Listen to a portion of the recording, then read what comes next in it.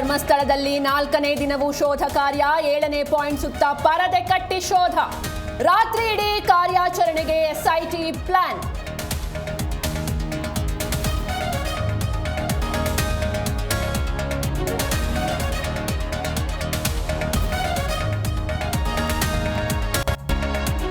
ಧರ್ಮಸ್ಥಳದಲ್ಲಿ ಶವ ಹೂತಿಟ್ಟ ಪ್ರಕರಣ. ಗೃಹ ಸಚಿವರ ಭೇಟಿಯಾದ ಪ್ರಣವ್ ಮೊಹಾಂತಿ. ಬೆಂಗಳೂರಿನ ಪರಮೇಶ್ವರ್ ನಿವಾಸದಲ್ಲಿ ಚರ್ಚೆ.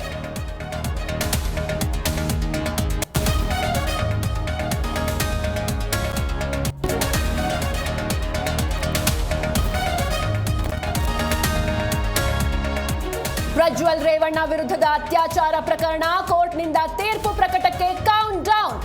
ದೋಷಿ ಎಂದು ಸಾಬೀತಾದ್ರೆ 10 ವರ್ಷ ಜೈಲು ಫಿಕ್ಸ್.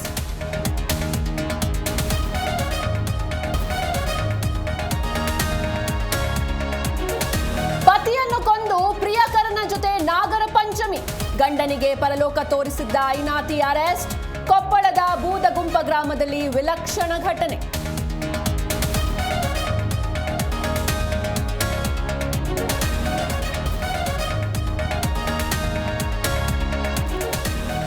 ಭಾರತದ ಮೇಲೆ ಶೇಕಡ 25% ಟ್ರಂಪ್ ತೆರಿಗೆ. ಆಗಸ್ಟ್ 7ರಿಂದ ಹೊಸ ಸುಂಕ ನೀತಿ ಜಾರಿ. ಅಮೆರಿಕನ್ನರಿಗೆ ಮತ್ತಷ್ಟು ದುಬಾರಿಯಾಗಲಿದೆ ಭಾರತದ ವಸ್ತು.